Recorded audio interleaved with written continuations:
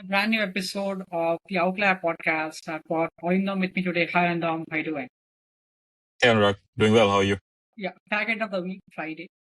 So people usually wait to relax during the weekend, but I'm waiting for the next week. Travel plus money. Crazy, I would say. So quick introduction who Arindam is. Arindam is Chief Risk Officer of Bank OZK based in Arkansas. Arindam, I don't want to spend a lot of time introducing you, right? But if you want to add something specifically that you want to talk about with your introduction, feel free to chime in. Yeah, I don't want to go too back into the future and give people insight on my age, but yeah, you're right. I'm the Chief Risk Officer of Bank OZK. I've been at OZK since 2016. I joined OZK back in 2016 as the bank was kind of going through a pretty interesting transition. It's its history. We are about a $41.5 billion bank headquartered in Little Rock, Arkansas. I've been in risk management since 2011. Prior life, I was with Discover. Prior to that, I was with Morgan Stanley Smith Barney, but in a trading role. I started my career. I graduated back in India in from Jadavpur in Kolkata. Worked for Oracle for about 6 years. Moved to the US back in 2007. Went to grad school. All that.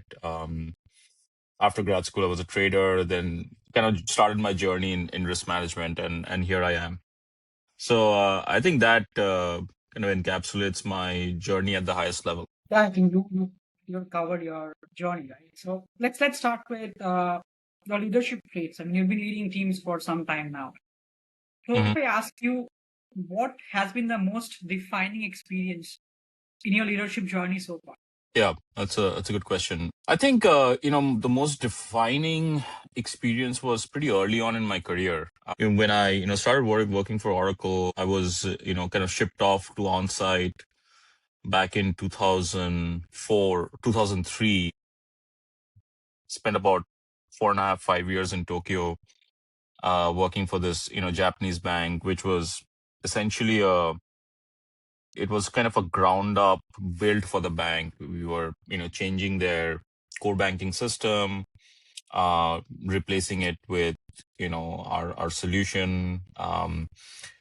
The biggest learning I had there was it was a kind of a multi-vendor situation. We had hundreds of vendors there. I had a pretty significant team offshore.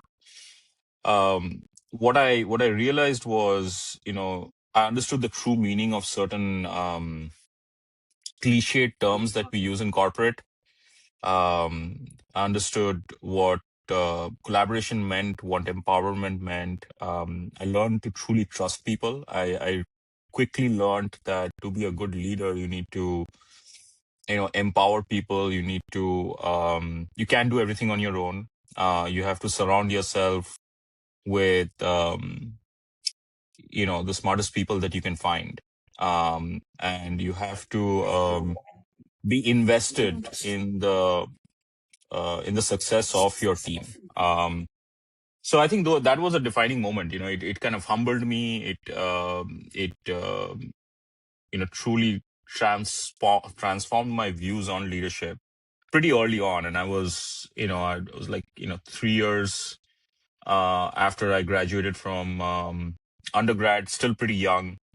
So I matured pretty quick. And having grown up in Kolkata, having gone to Jadavpur, I never really, I think I was in a cocoon, which that cocoon was kind of broke with that experience. I think I can so well relate to it, right? Similar background. I went to Heritage in Kolkata. So when I left Kolkata, went to Bangalore, then moved to Dubai. Again, shipped to on-site in Dubai. Worked at telco for a couple of years. That's a life-changing experience, I believe, when we just move out of our cocoon and get thrown onto a sea of unknowns, and then we figure out what's right, Yeah. what's wrong. That really Yeah. helps. So it's a very relatable journey that you're Yeah. talking about. I think, So I appreciate sharing that. yeah. Yeah, and I think, the one thing that, again, I just kind of slipped my mind, but the underlying, emotion there is starting to get comfortable with being uncomfortable. Starting to be comfortable with uncertainty, with unknowns. When you're in school or when you're in, controlled environment, it's not really reflective of reality. And So these kind of experiences do, go a long way in determining your path down the road. Yeah, very well summarized, right? That's a great way to look at it. So, coming on to a cliched question, which I call, but a question that I would love asking all CROs, right? One is, so concept of, growth and risk, right? I'm a growth guy, to be very honest. I mean, you're deep into risk. So how do you balance strategic growth and sharp, prudent work in today's environment? Because it's changing so much. You cannot be an optimist and you cannot be a pessimist. You have to you have to reach a middle ground towards it, right? So how do you balance both Yeah. of them? Yeah, I think that's a good question. It's a cliched question, but it's a good question, and it's an important one in this environment. I my mindset with risk, I never grew up with the aim to be a chief risk officer. This was never a career path I had envisioned for myself. I just happened to stumble into it, and then once I stumbled into it, I grew into it and I really grew a passion for it. And now looking back, I can see, kind of connect the dots of my journey to here. So my mindset with risk is, I don't view risk as a hindrance to growth. I view risk as a catalyst for growth. And this is why. Risk in the traditional form is always viewed as a deterrent or a mitigant to a hurdle, right? What risk management, in most institutions, if you invite risk to a conversation, shoulders drop, there are deep sighs in the room, there are,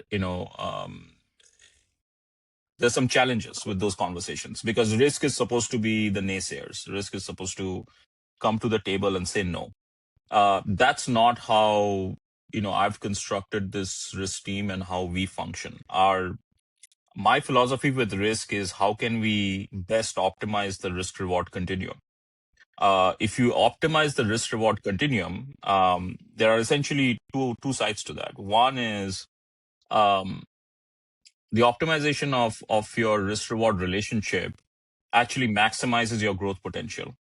So there is that risk acceptance and risk mitigation piece stitched together. There are certain areas, especially in banking, where you have to have a risk avoidance posture, whether that be compliance, whether that be financial crimes, information security, cybersecurity. Those are areas where you certainly have to have a more offensive posture in risk to enable the institution to have a more secure and safe, you know. Uh, kind of ecosystem to be able to realize their strategic objectives. But for credit, market, liquidity, even operational risk to some extent, my job is dual, right? One is to ensure that we have that risk avoidance structure in place, but the leading edge of the practice is to ensure that we are looking at our strategic objectives, making sure from a financial risk standpoint, the risks that we are accepting are being priced appropriately, right? So that it's worth taking that risk. So that's the risk reward optimization. So if you are actually ensuring you have economic capital, funds transfer pricing, all those in place, then what you're doing is you're acting as a catalyst for growth. Um, so it's not necessarily, is it growth or is it risk avoidance? I think growth and risk can go hand in hand and should go hand in hand.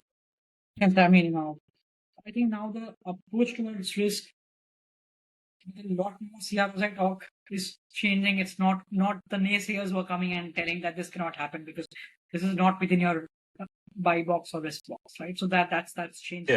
Yeah, that's true. Now, obviously, the both macro and micro changes that are happening, it's very uncertain.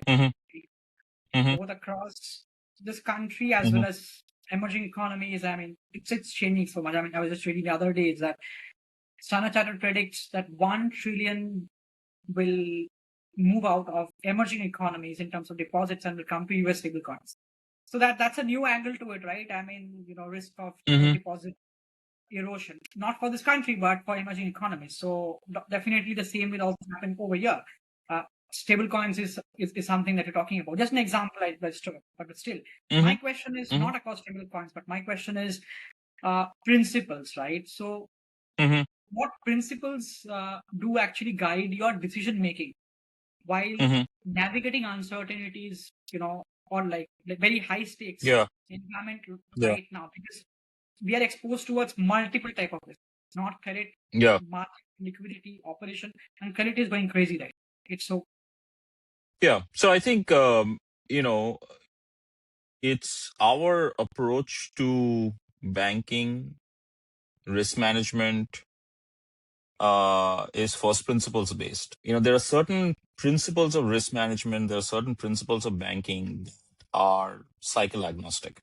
Okay. So, let's take credit for an example. There are certain, if you take the 5 C's of credit, if you look at, if you have, solid underwriting standards, which are not subject to change based on market conditions. So if you're, what's central to this is, your view of macro or micro is your institution's risk appetite. Your institution's risk appetite, which is tied firmly with the bank's strategy, determines what your approach is going to be to react to these kind of conditions. So if you have a contracting, credit environment, and your credit underwriting standards are solid, and you're prioritizing asset quality over growth, then you should be fine. If you prioritize growth over asset quality, then your macro conditions will play more of an impact. You kind of mentioned stable coins. You kind of mentioned, deposits. Yeah, I'm going to keep my, comments at a high level, because there is, we firmly as an institution have certain points of view on those topics. I'm going to express my personal points of view. I think more than stable coins, I'm a big believer of blockchain. So I feel blockchain has, more of a future in terms of management in general. We are essentially poised well for the future. We are looking at, what kind of frameworks we have set up, which are again based on, first principles, whether it be the 5 C's of credit, whether it be, model risk management, whether it be, following FFIEC guidance for information security, whether it be following, OCC guidance for risk appetite. So those kind of, first principles are cycle agnostic. Yeah, video cost. Moving on to the next, right? I mean, I hate to word the use AI, but people individually used linear regression for AI nowadays. Yeah. I know. Yeah. Yeah, So it's frustrating when I hear, people refer to, centuries old statistical practices as AI. But that's fine. Yeah, sorry, Anurag, go for it. let's live with that, right? I mean, I also get pissed off and talk about. I was talking about logistic regression with someone, and he was like, "Okay, I mean, so we are doing AI," and like, so, but still, I hate to ask the question, but still, I'll ask you, right? Yeah. Let me not use the word AI, right? But still, the data, because the top 5 banks have matured quite a lot in terms of using data and analytics because they're doing for the last 25 years. Let's face reality, right? Yeah. This will maturing eventually. So, where do you see data and analytics shaping I would say, both opportunity and risk. In a institution of size, we are 30 to 50 billion assets. Yeah, I think that's an important question because I feel data and more importantly, data infrastructure is going to be a game changer. Where that will be either the constraint that stops your or slows your growth, or the engine that drives your growth. Um, your underlying data engineering infrastructure is going to be critical. Institutions where the data engineering infrastructure and plumbing, whether it be data workflows, whether it be your enterprise data warehouse, your ETLs and all that, whether if those are archaic, then to put emerging technologies on top of that, for example, AI tools and models, it's going to be trying to put sort of you know a Rolls Royce emblem on a Maruti 800 engine. It's not going to work. It's just going to be for show. It's going to be lipstick on a pig. So that's the risk as well, right? Because the risk with I'll use the term AI. I don't want to. I mean, it is what it is. Hopefully, people use it the right way. But my concern with unsupervised models, even supervised models, is transparency. So you know my thesis there is the risk mitigant is based on the use case. So as an institution, we are focusing on how we are using these, let's put AI in heavy quotes, these AI tools / models. What's the use case? If the use case, for example, is transcription of call center conversations, which is being used for, let's say, sentiment analysis, I'm not going to deploy my best model risk resources to review that model. Okay. That doesn't need that much of an oversight. Okay. Now, if you're going beyond sentiment analysis and sentiment analysis is leading to certain other changes in our IVR features, then I'm going to pay closer attention. However, on the flip side, if I have an unsupervised machine learning model, which is being used for underwriting, I'm going to deploy all features of SR 11.7, which, by the way, still applies for AI models. We don't need a completely different model standard for it. I mean, SR 11.7 probably needs a little bit of enhancement, but it still applies. So that's where the risk is. I think the risk is opaqueness of these models. The risk is uh, ability to retrain these models on newer data sets. That's where you need the right data infrastructure, because if the models start getting dated, then you're going to see more hallucinations, more sort of, adverse impacts, adverse results. So even with, our hiring practice, we are, leaning on our data engineering needs more, because that's going to be the engine room that kind of drives the ship.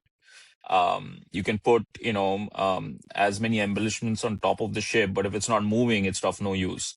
The data engineering plumbing is going to move things for us.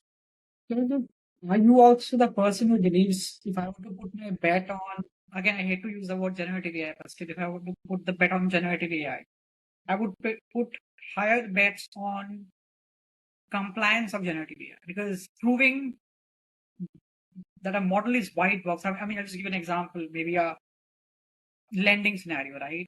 In traditional models, we can go and talk about ECOA, we can go and prove that there is no bias in lending, right? But if you use LLMs for basic things, right, there's no way right now to go and prove that it's transparent, it's not opaque, right?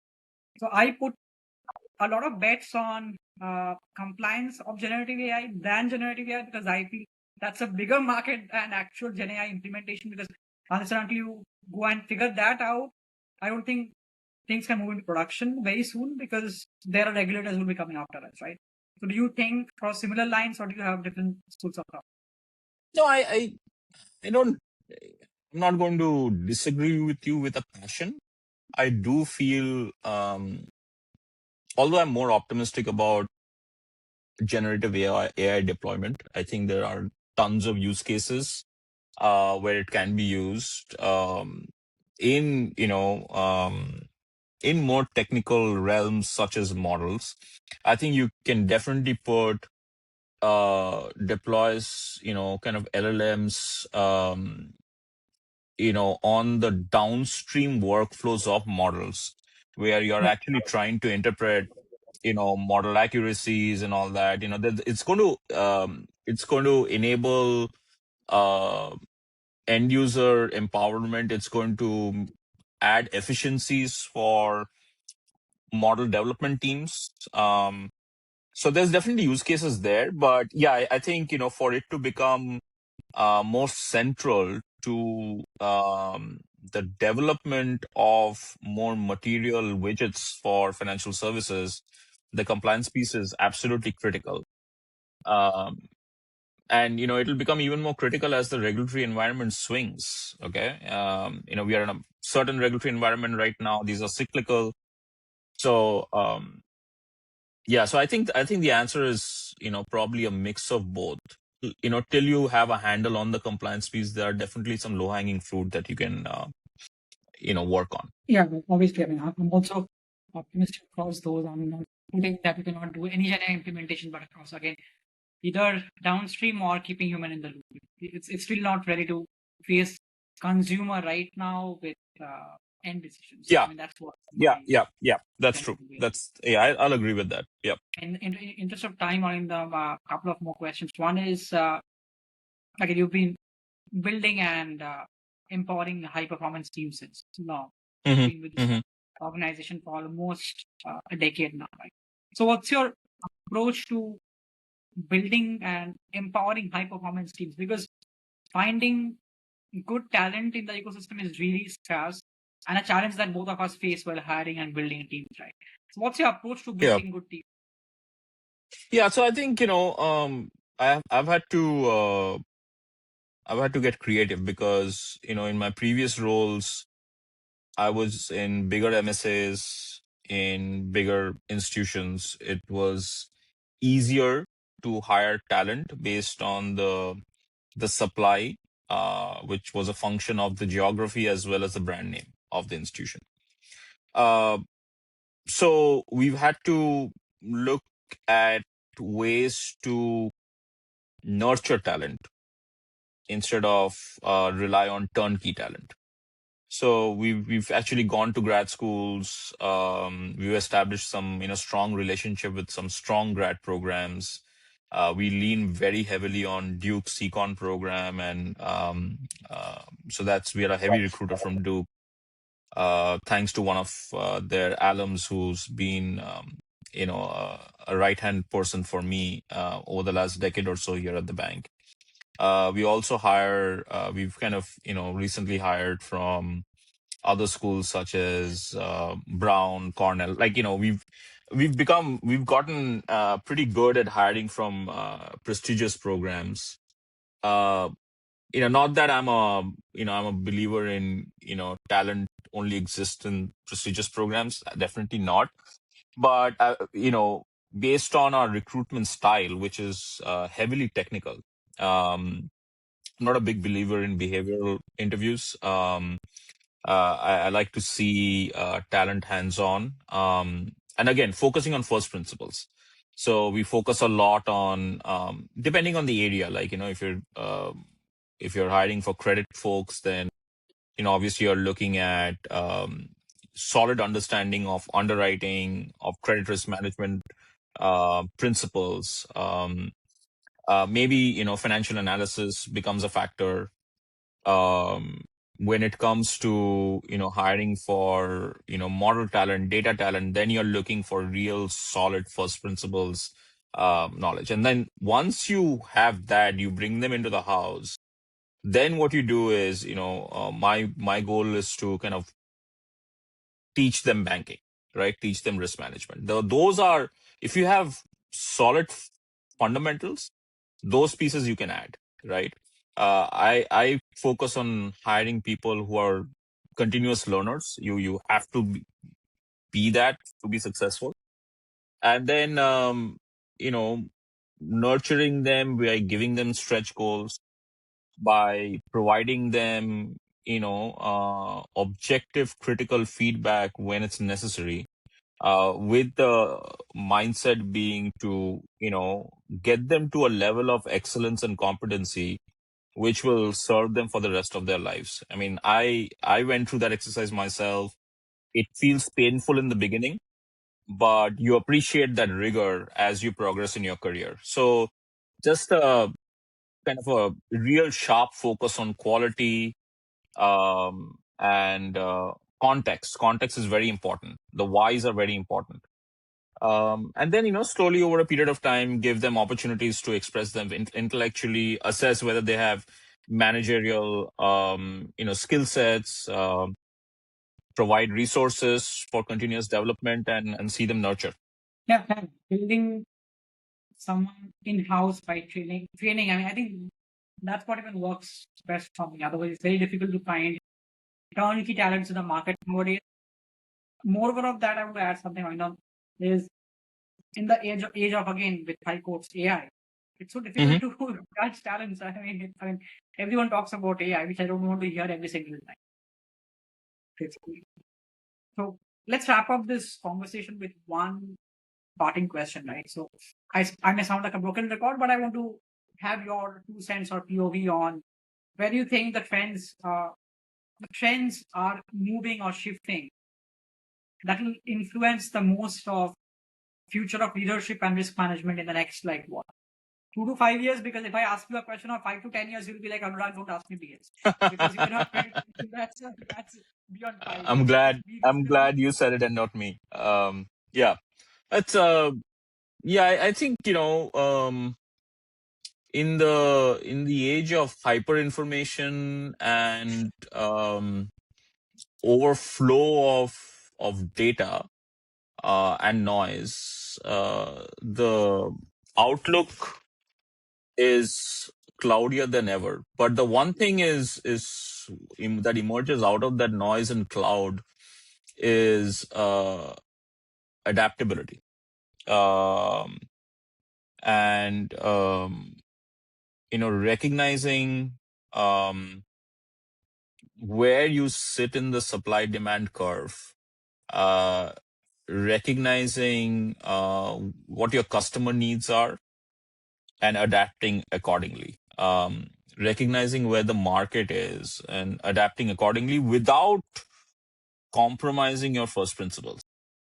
I think, how does your, distribution of thoughts around your first principles evolve, protecting your first principles, but absorbing the information that's coming your way while you're adapting for the future. Case in point, we're at a certain asset size. We have aspirations to be at a certain asset size. What does it take to get there? So, how do you, keeping the end goal in mind, and how do you trace your steps back from there to now? If that is the vision that, not just corporations you need to have for yourself, and that will enable you to, better calibrate the information that you have at your disposal and use it advantageously for you to trace that path. That's a well-rounded answer. Again, thank you for taking your time out to catch up with us. No, absolutely, Anurag. It was a pleasure. Absolutely. Okay, Arindam. So thank you again.